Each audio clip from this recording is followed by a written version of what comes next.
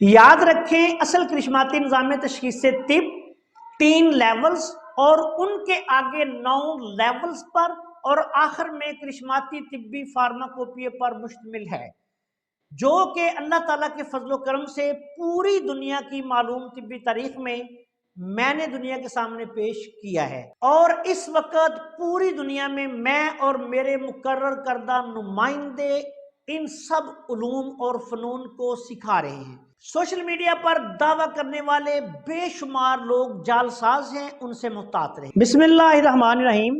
प्यारे भाई और बहनों, अस्सलाम वालेकुम वरहमतुल्लाहि वबरकातुहू। उम्मीद है कि आप सब खैरियत से होंगे। मैं हूं आपका मेज़बान हकीम शहबाज हुसैन नवान और आप इस वक्त देख रहे हैं Hakim Shahbaz herbal TV on YouTube. आज सुबह एक डॉक्टर साहब हैं, डॉक्टर ज़ीशान साहब, माशाल्लाह वो MBBS डॉक्टर हैं और तिब के बहुत बड़े शौकीन हैं। ज़माना तालब इल्मी से ही वो तिब के शौकीन हैं, हमारे चैनल के मुअज़्ज़ज़ सब्सक्राइबर हैं। आज सुबह उनकी तरफ से एक सवाल आ गया कि सोने और चांदी के वर्कों को कैसे इस्तेमाल करना चाहिए, इसके बारे में आप अपनी राय दें।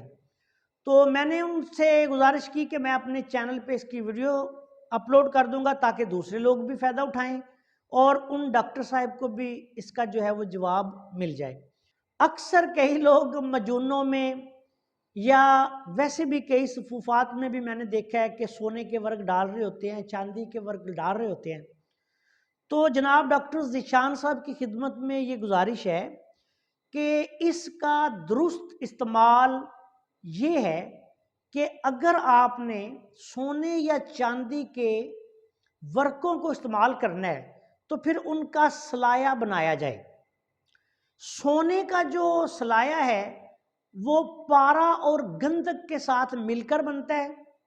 जो कुछ काया पल्ट किस्म के अद्वियात में नुस्खा जात हैं, उनमें जब इसको इस्तेमाल किया जाता है तो अमूमी तौर पर गंधक, आंवला सार और पारा उसके साथ मिलाकर इसको खर्ल करके बिल्कुल ये जब मैदे की तरह बल्कि गुबार की तरह हो जाता है, जिस्म में इसके जज्ब होने की कैफियत बन जाती है, तो फिर ये नुस्खा जात में इस्तेमाल किया जाता है और ये वहाँ काफ़ी हद तक काम कर सकता है।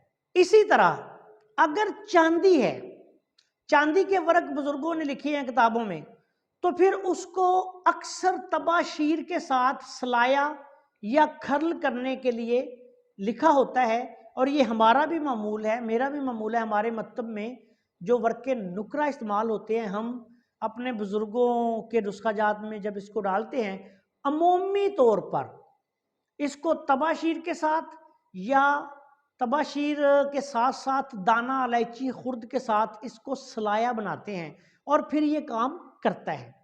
बुनियादी बात याद रखें डॉक्टर साहब के, जब तक किसी दवाई में बिलखसूस जो मेटल से बनी हुई चीज़ें हैं, मिसाल के तौर पर ये वर्क नुकरा जो चांदी के वर्क हैं या सोने के वर्क जो हैं, ये ज़ाहिरी बात है सोने और चांदी से बनते हैं।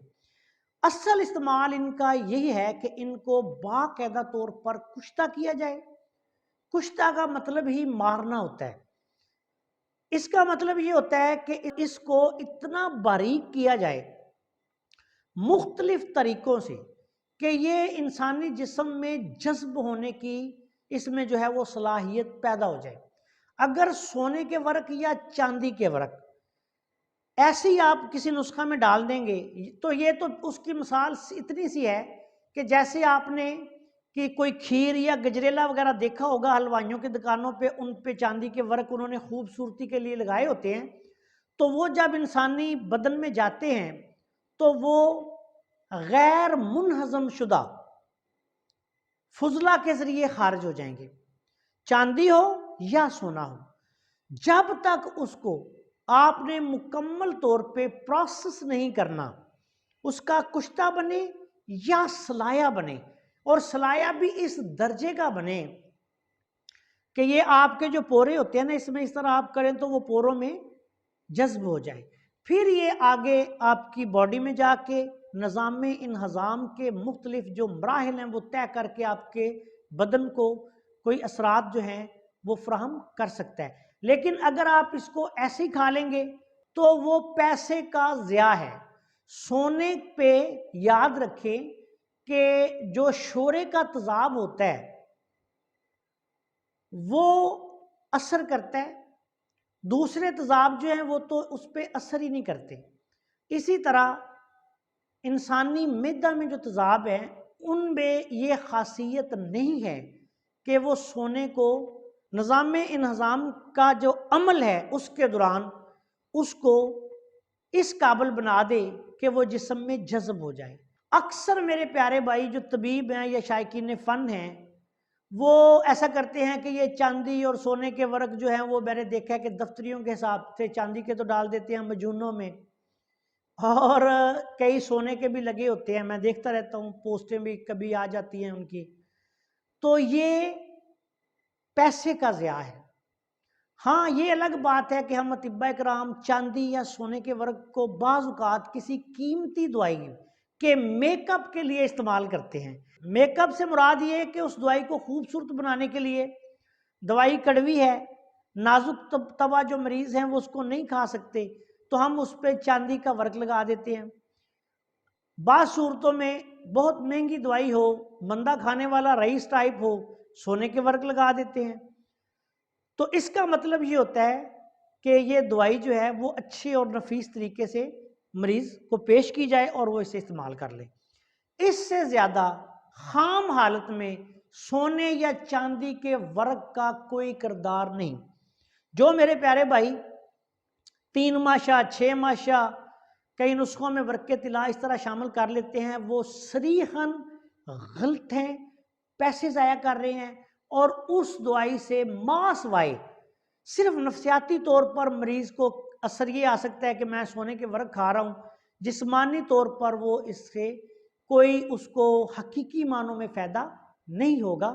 تو اس لیے جناب ڈاکٹر ذیشان صاحب، اگر کسی نسخہ میں آپ چاندی یا سونے کے ورق پڑھیں اس کو اس وقت تک جب تک اس کو یا سلایا بنا لیں یا کشتہ کر لیں اس وقت تک استعمال نہ کریں. اگر ویسے دوائی کے میک اپ کے لیے آپ نے مجون وغیرہ پہ لگا دینے ہیں یا گولیوں پہ لگا دینے ہیں تو وہ ایک علیحدہ صورت ہے. اس صورت میں تو چونکہ یہ معمولی مقدار میں استعمال ہوتے ہیں اس لیے کوئی ان کا نقصان نہیں ہوتا. لیکن جن ادویات میں آپ زیادہ مقدار میں استعمال کریں گے پھر آپ کا مریض کو اس کا فائدہ بھی نہیں ہوگا، نقصان بھی نہ ہو، تو آپ کے پیسے کا ضرور نقصان ہے. امید ہے کہ میری بات جو ہے وہ سمجھ آ گئی ہوگی ایسے تمام بھائیوں کو بھی اور جناب ڈاکٹر ذیشان صاحب کو بھی. السلام علیکم ورحمۃ اللہ وبرکاتہ.